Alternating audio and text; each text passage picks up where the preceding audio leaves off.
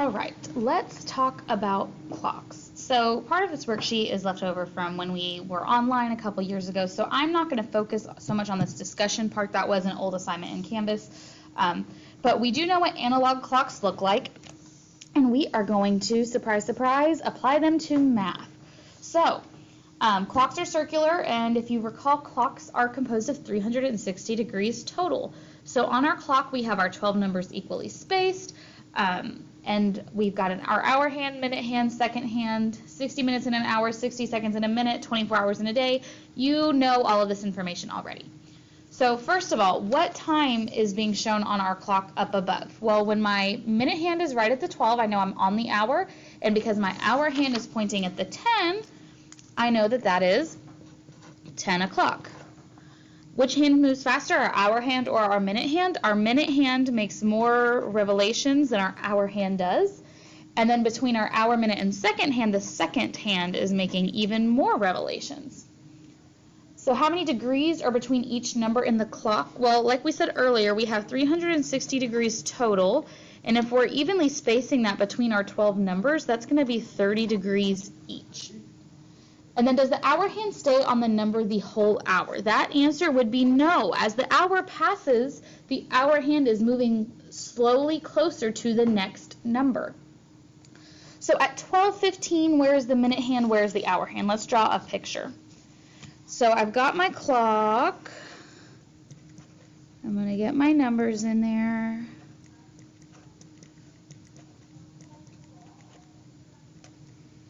So we know that between each of the big numbers is 5 minutes for our minute hand. So from the o'clock at our 12, that's going to be 5, 10, 15. So our minute hand is pointing at the 3. And then our hour hand at 12:15, right at the o'clock on the hour, it would be pointing at the 12. But by this time, 15 minutes later, it will have moved slightly toward the 1. So our minute hand is pointing at the 3. And our hour hand is between the 12 and the 1. All right, so what are we going to do with all of that information? The hands of the clock form angles, as we just said, and we measure our angles in degrees. So this is an important definition. By definition, an angle's measure has to be between 0 and 180. So we don't measure angles greater than 180. If that is the case, we're going to be looking at the angle that is on the other side of where our hands form. So we'll see an example of that here in just a moment. Now, using this information, answer the following.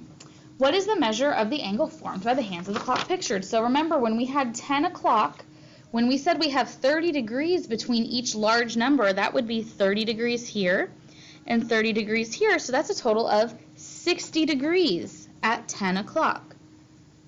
Okay, now what about 3 o'clock? Well, at 3 o'clock, my minute hand would still be pointing at the 12, my hour hand would be pointing at the 3, so that's 30, 30, and 30 for a total of 90 degrees.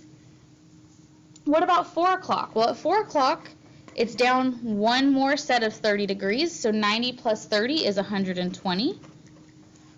Now, think for a moment about 7 o'clock. So I'm going to find a fresh clock to demonstrate this with.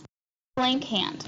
At 7 o'clock, my minute hand is pointing right at the 12 because it's on the hour, and my hour hand is pointing right at the 7, again because it's on the hour.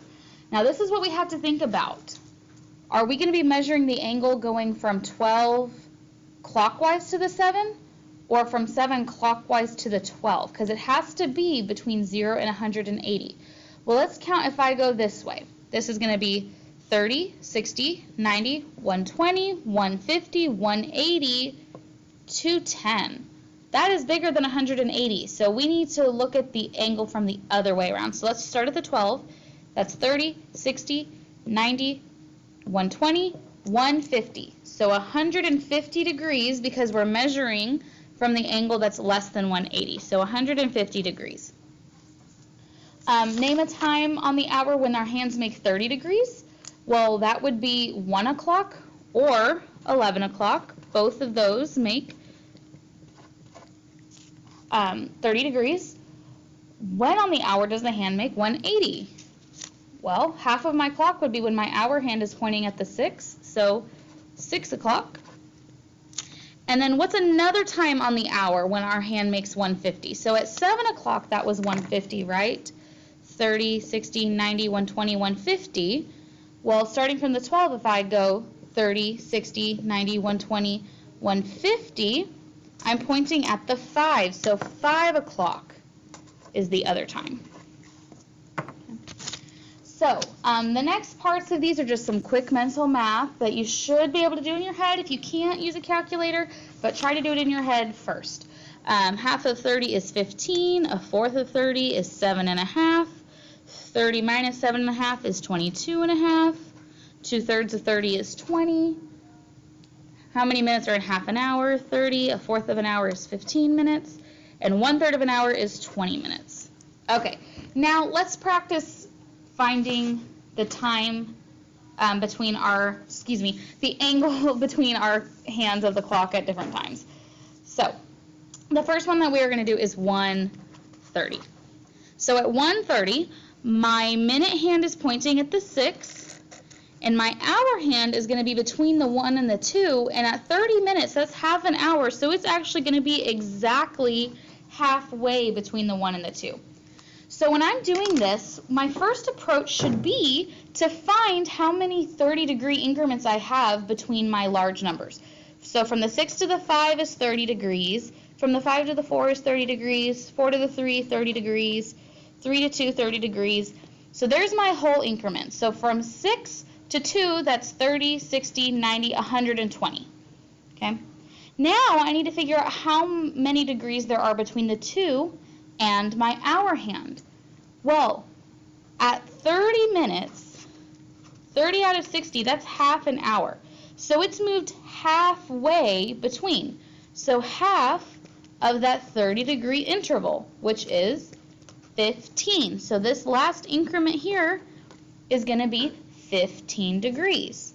So my total is that 120 from our 30-degree intervals plus 15 degrees from that last bit between the 2 and the hour hand.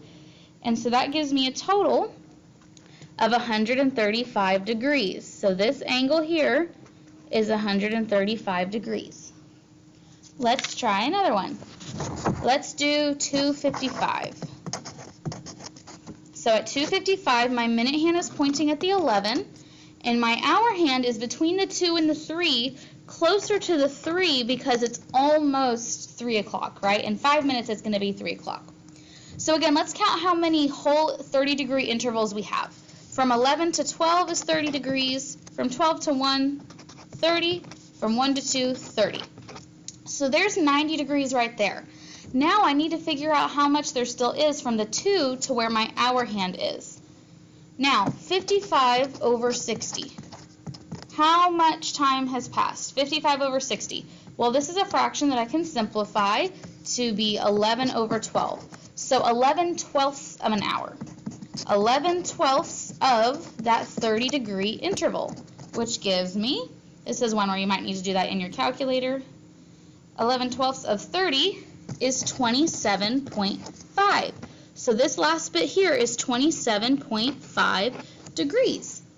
And if I add that to the other 90 degrees, that means my total is 117.5 degrees. 90 plus 27.5. And you can think about this logically. 27.5 is really close to the full 30 degrees. Well, 55 minutes is almost the full hour, so it should be fairly close. Let's do another one. Let's do 9:45. 9:45. My minute hand is going to be pointing at the 9, and my hour hand is going to be between the 9 and the 10, closer to the 10. Okay, so here I don't have any full 30-degree intervals to look at, so I just have to calculate how wide that is here. So 45 out of 60 minutes. That's 3/4 of an hour. So I'm going to be looking for 3/4 of my 30-degree interval. So in my calculator, 3/4 of 30 is 22.5 degrees. So that angle is really small. It's just 22.5 degrees. All right, let's do one last time together. Let's look at 11:27. At 11:27, my minute hand is going to be between the 5 and the 6, right?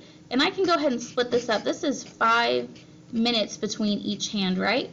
So if this is 25, 26, 27, it's pointing right there at 11:27. Sorry, let me fix my paper a little bit. 11:27. Then my hour hand is going to be between the 11 and the 12 at just shy of the halfway point, because 27 minutes is just under half an hour. So let's start with our whole number increments. From the 11 to the 10, I've got 30 degrees. From 10 to 9, 30 degrees. 9 to 8, 30 degrees. 8 to 7, 30 degrees. 7 to 6, 30 degrees. Now, I need to figure out how many degrees I have from the 11 to the hour hand. So let's see, I've got 27 out of 60 minutes total. That fraction reduces to, see, their common factor is 3, so it's going to be 9 over 20. 9/20ths of an hour. So 9/20ths times that 30-degree interval gives me 13.5 degrees. So we've got 13.5 degrees here. Now I need to figure out this interval from the 6 to my minute hand. So if we know total from the 6 to the 5, that is 30 degrees. And I've split this into 5 equal minutes. That means between each minute, my minute hand is moving 6 degrees. So this is going to be 6, 6, and 6 for a total of 18. So that's 18 degrees. So I've got 30, 60, 91, 21, 50, plus that 13.5, plus that 18, for a grand total of 181.5. Uh-oh, that's bigger than 180 degrees. So I shouldn't have measured this angle, I should have measured the other angle. So how do I find that other angle? All we have to do is subtract 181.5 from 360. So 178.5 degrees is the number we are looking for there. And that wraps up our notes on clocks.